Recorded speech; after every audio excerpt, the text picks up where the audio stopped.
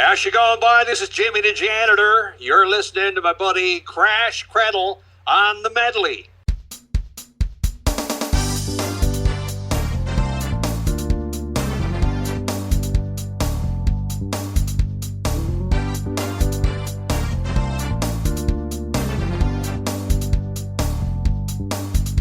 Welcome to this week's edition of The Medley. I'm Blake Crash Priddle, and today we're going to be speaking with Sandy Gillis, better known by his stage name Jimmy the Janitor. Jimmy the Janitor is one maritime comedian that's known for his good, clean comedy rated PG, and his comedy has been featured on radio stations across the country, as well as TV networks like the Comedy Network and CTV. We'll learn all about how this interesting and funny character came to be, and what makes his comedy unique. Before becoming a comedian, you worked in the radio industry. How were you motivated to pursue a career in radio? Back in high school, they had a 15-minute radio show on the local station, and they invited people to come in.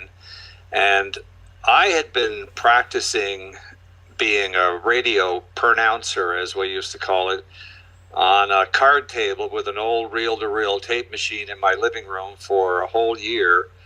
And I wanted to be that rock jock on the radio. And when the opportunity came up on the high school show, I grabbed it. And at the end of the 15 minutes, the producer said, you know, you don't sound bad for a kid. And I was about 18, 17. And he said, would you like to audition for the station? And I did. And he said, well, you're going to need a little work. He gave me a production studio to play in for 6 months. In the evenings and weekends, I'd have a full studio all to myself, and because nobody else was around. And eventually I made it on the radio as a high school kid. What local radio station was that? That was CHER in Sydney.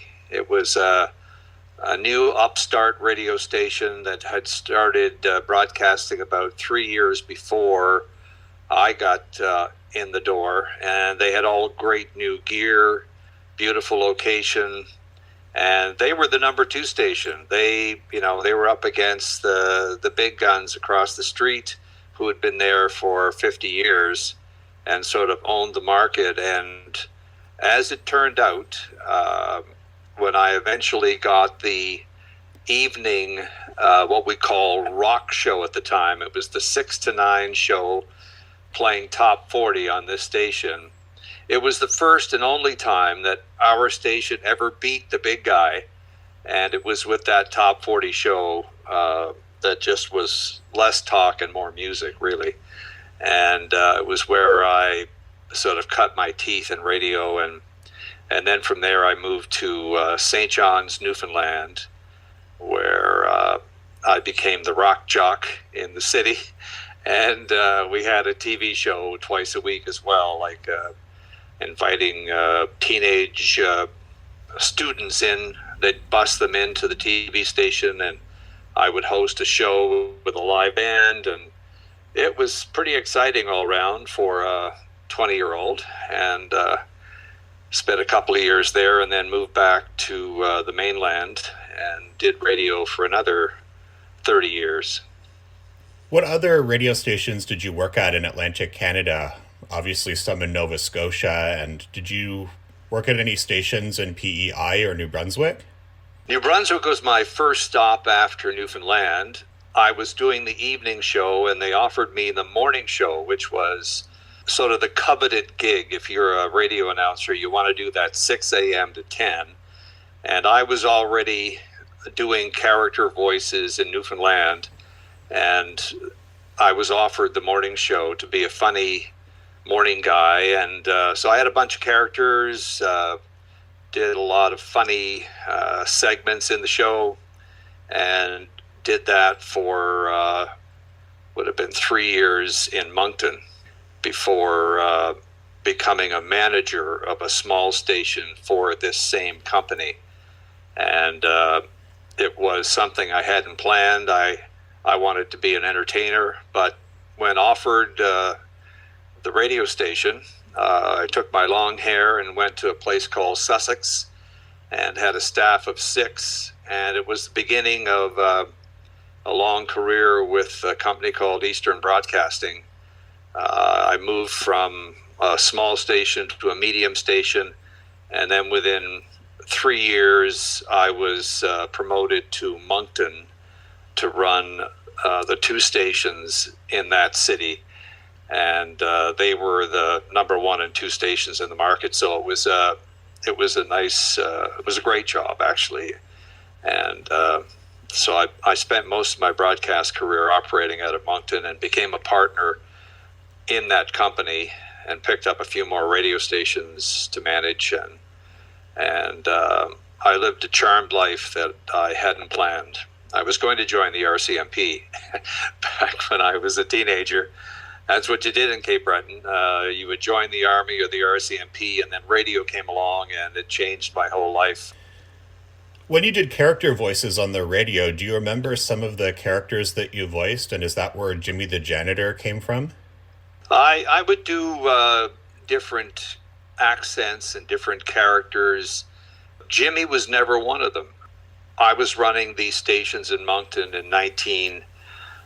about 1978 to 1995, I ran the stations. And in 1987, we were getting a competitor against us with a classic rock station. And the morning guy I had on the radio station was a great announcer, but he wasn't very funny. And I figured we needed some fun in the show. So I was thinking, what will I put in there? And I had done voices. I thought maybe I would have a Cape Breton character because I'm a Caper, and I had to think of why he would be there in the radio station. So I made him the janitor of the radio station. He'd pop into the morning show. He'd do 30 to 60 seconds of fun stuff with the morning guy and go back to supposedly cleaning the building. This accent that Jimmy has is something I had to learn, actually. I didn't have it because when I grew up in my teenage years, I did everything to rid myself of any kind of accent, so I wouldn't be dragging it with me on the radio wherever I worked. And so I learned what basically is a Glace Bay, New Waterford accent, and that became Jimmy, and Jimmy used to appear on the station, and then within about a year, we were getting requests from our other stations to have Jimmy on.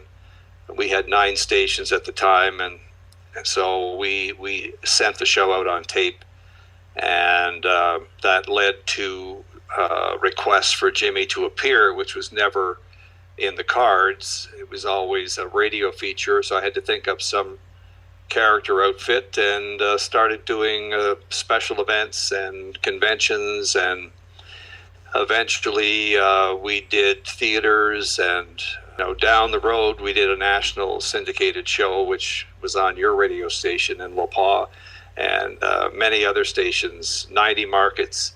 So it allowed Jimmy the character to become known in places he's never been.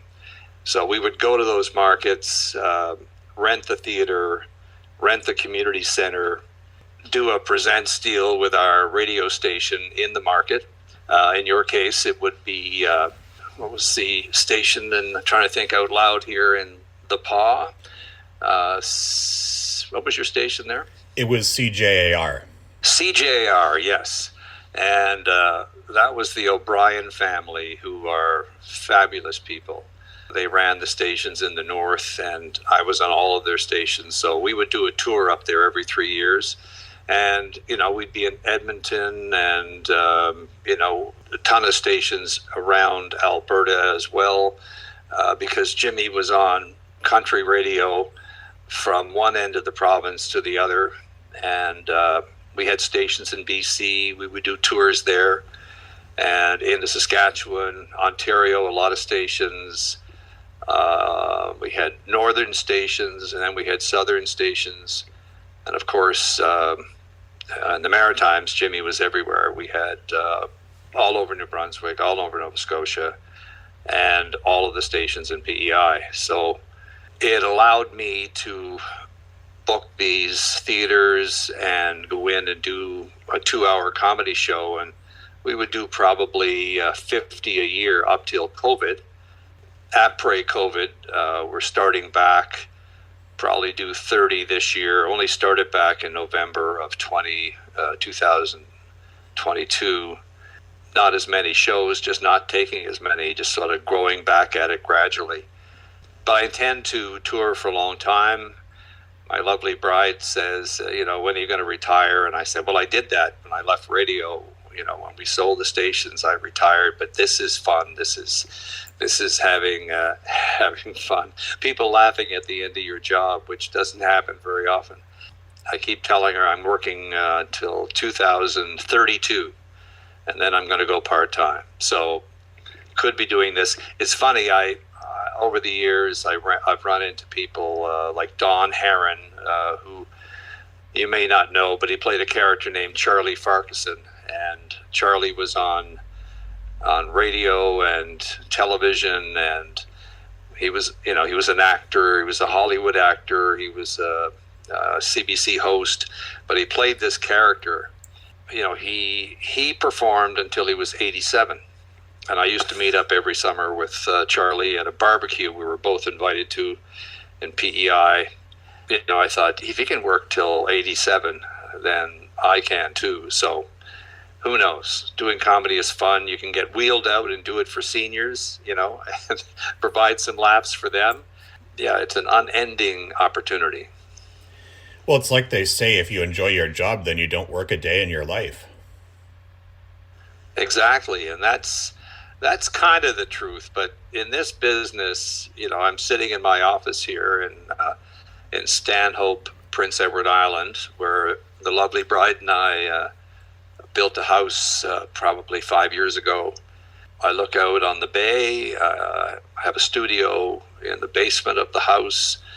But there's still a lot of work.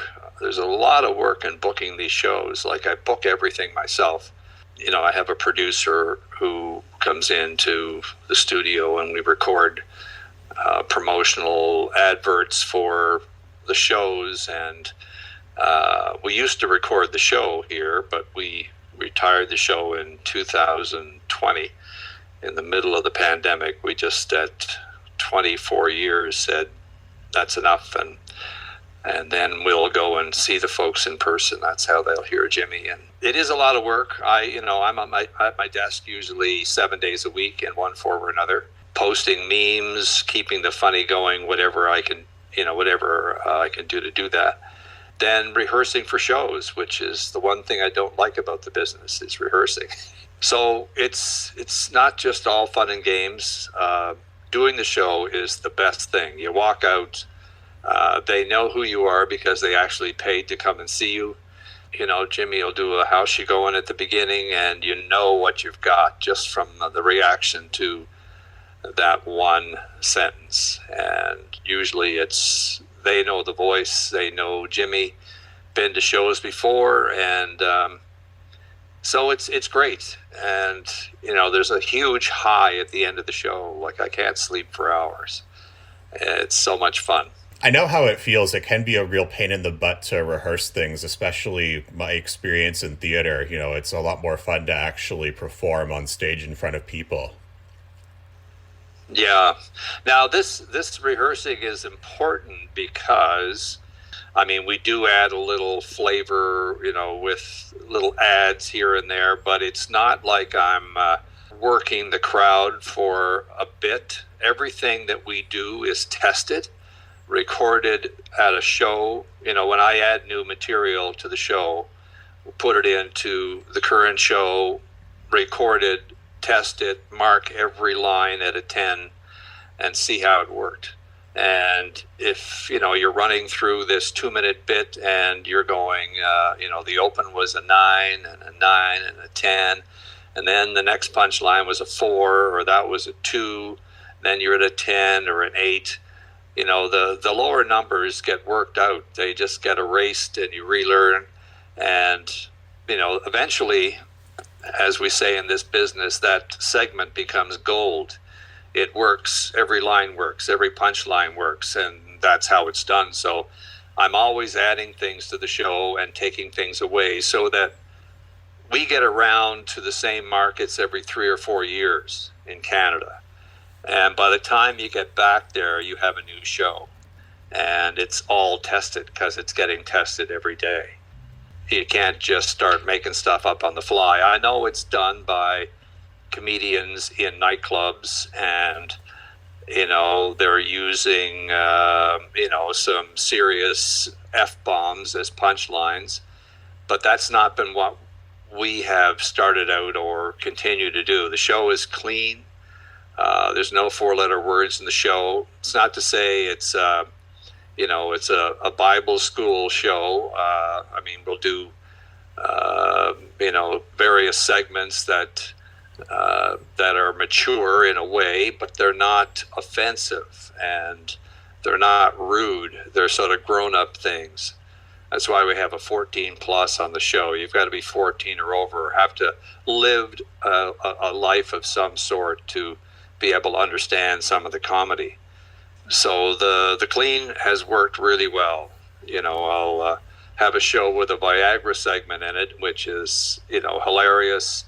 And you'll be in the old days at the front of the building shaking hands, and the little old lady will come up and say, oh my God, I love that show. No bad words. And, the Viagra thing was funny to her. So we'll get into different segments with different themes, but we don't use 4-letter words, which are heavily used in the majority of nightclub stand-up, the various tours, the Yuck Yuck tours. These guys are funny, but they're also using language that may not work for everybody. So we have a show that just stays away from that. And, we just can't keep up with the demand for shows. I'm catching up on 2.5 years of shows now, trying to figure out how we'll get enough. And I don't want to work more than 30 or 40 nights a year now. So it'll take us a while. I did learn in radio school that in the 1940s and the 50s on the radio, they used to tell adult jokes without swearing. For example, I just got back from a dream vacation, and that was dropping off my in-laws at the train station. Yeah, it works. That works well. And, those are back in the days where you're on television doing that and getting away with it. And they thought, the people at home were thinking, oh my goodness, did they really say that? But they'd sort of giggle, and but it wasn't a profane word. It was just, relationship humor. And Jimmy has a lot of that in the show, because we set the character up so that everything works for Jimmy. He was born in Newfoundland, raised in Cape Breton. He was married, he's divorced, he's got a girlfriend. So Jimmy can do just about any scenario. He has friends and relatives in Newfoundland. He has friends and relatives in Cape Breton, two of the best places for jokes. And I don't make fun of Cape Bretoners because I am one, and I don't make fun of Newfoundlanders because I spent a lot of time there, and I think they're the greatest people in the world. It's not like you're doing Newfie jokes. You're doing Jimmy jokes. And Jimmy is putting himself in that situation, or he's putting his mother or his brother or his best friend, Binky Beliveau. Binky was a foil on the radio show, never heard. Basically, there was a voice for him, but, he'd show up in double voice situations where I was playing Jimmy and also playing Binky. And so the character that I play, I am those people. And so I'm not making fun of anybody. It's a story that's happened to Jimmy. It's a story that's happened to his mother. So they all work out well, because I know Newfoundlanders hate the Newfie jokes, and Cape Bretoners, really hate the caper jokes. But if you are living and performing what you know and lived, then you're telling tales from home, and that's fine. And there's a lot of great Newfoundland comedians who, have the heavy Newfoundland accent. They represent the stories in their community, storytelling. That's what we do in a comedic way.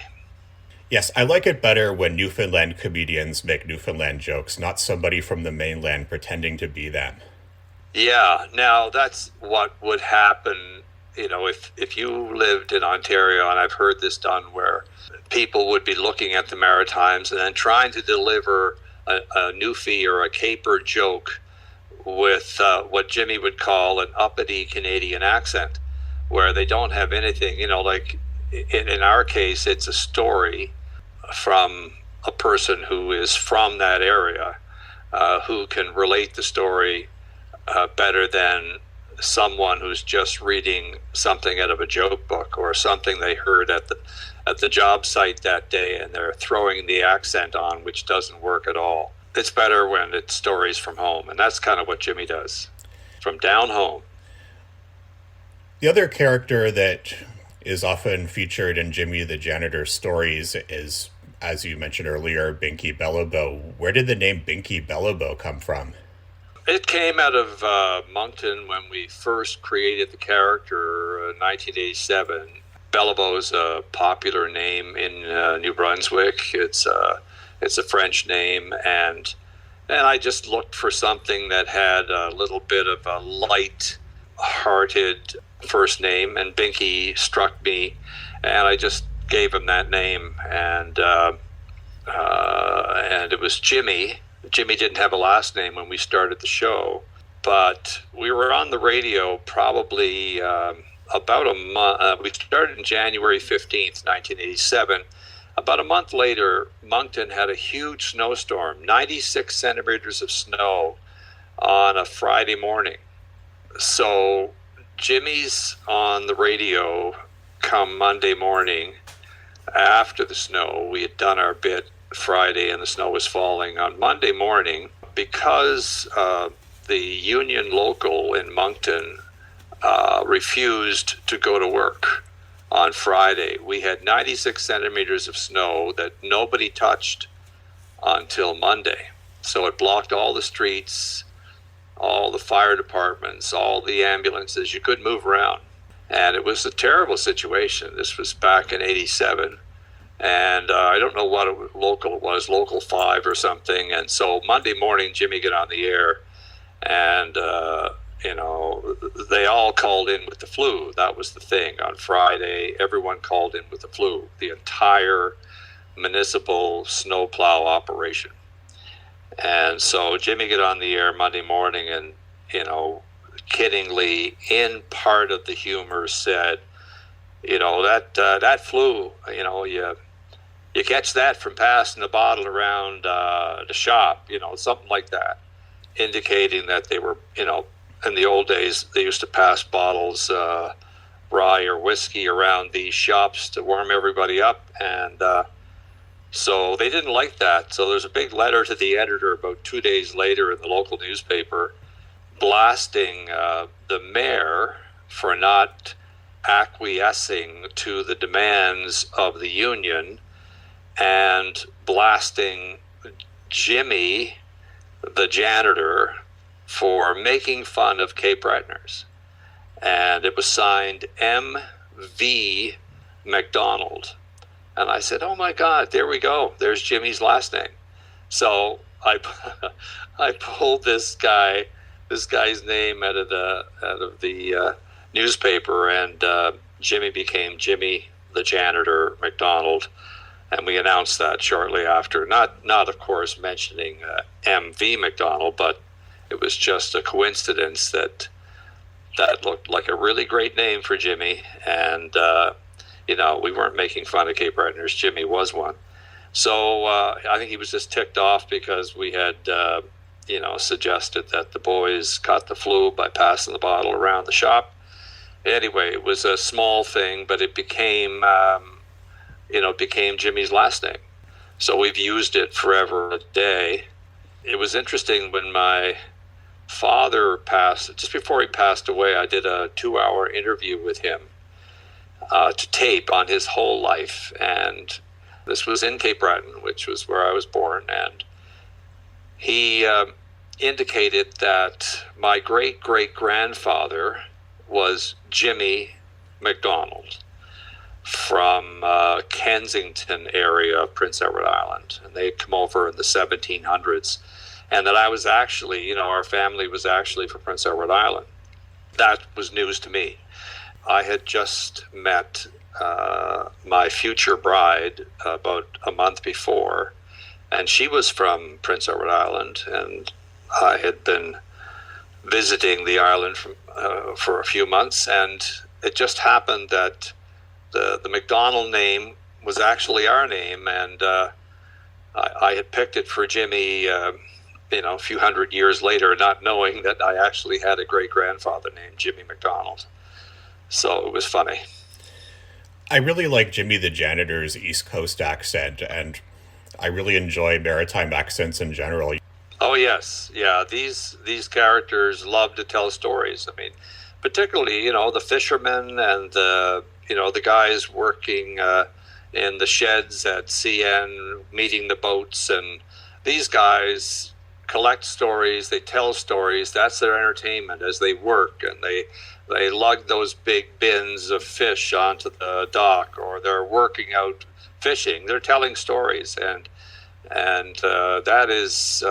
that's something that maritimers, Atlantic Canadians, including Newfoundland, do very well. I've been approached in the early days. I did a lot of conventions, and I do them in different cities around the country, and people would say now, are they going to be able to understand you, or will they understand what you're talking about? And I created the accent, and because of my background, my broadcasting background, the accent is well articulated. You understand everything, even though it's there's a definite accent there. And then the comedy's written so that you have to know absolutely nothing about the Maritimes to get the joke. That's the key. The whole Jimmy flavor is the delivery. It's the accent. The joke could be from anywhere in the world, but it's written as a story that Jimmy can relate to, has happened to him. I'll do flying segments, about flying in Canada, and it's Jimmy's accent, but the story I'm telling, anybody can relate to, and you can understand it because Jimmy's accent is easy to understand. You and I had a conversation a little while ago about possibly making Jimmy the Janitor cartoons. If that ever got greenlit, how would you like the cartoons to be laid out, and how would you like them to sound and look? Well, my image is that it's Jimmy in Cape Breton. He would have, his little spot, his house just up the road would be, his mother and father, and then it'd be a little village of sorts, and there'd be lots of interaction between them, albeit I would probably be playing all the characters, so that Jimmy's mother would have that. I have a Jimmy mother voice on the radio show, and the father sounds this way, and the grandfather's older, and then Binky has a little accent, and so you'd come up with these accents and just lay them down. I mean, obviously it would be a script. And you would have, all your scenes laid out, and you'd be laying this thing down in a recording studio. Of course, my producer Dan would slip them in and build the cartoon, and so it would be, it would be happy, it would be fun, it would be clean. It would be like the albums as far as the content goes. And there would be a laugh track. I do like the laugh track from the old, Seinfeld and Friends. And why not continue this with a cartoon for Jimmy the Janitor? And so that there would be, as if it's being performed in front of a live audience. Yeah, it would be nice to do. I still like doing it. I, from time to time get tired of traveling. But, COVID gave me a huge rest. So I'm actually quite reinvigorated to get out there, and there's lots to do. So, I mean, as we speak, I'm sitting at a desk that has a whole pile of shows in front of me. I have to build a schedule. I just haven't found anything that in radio, it's so easy to produce sound effects and create that theater of the mind. So much more difficult and expensive to do it in video, television, animation. And, I don't know whether I have, the patience to do all that. Now, we have like 16 or 1,800 shows recorded. They're all audio. What we could do is we could come up with an animated, this is one thought I had, an animated Jimmy on stage, and just use our radio shows that we could put out on the various streaming services. So you're seeing Jimmy animated, but what you're hearing is actually the joke from radio. And I had so many businesses. I had a broadcasting school, and I had a dance business, and I had a rent-a-Surrey, which are four-wheel bikes. I rented those and had people run that, and I had all kinds of businesses on the go. And then I get into radio, and that's why the owner of the company said, how would you like to make money for me for a change? And I said, okay. And he said, how would you like a station? I said, sure. And so then radio became my business, as well as my passion.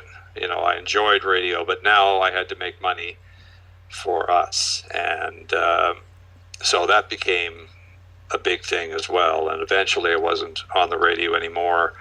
And I was sort of directing traffic from behind a desk. And, and that was exciting too, because I could get on the radio anytime I wanted to. I had Jimmy created, which was an outlet, but then we had the opportunity to run a big business, and that was exciting too.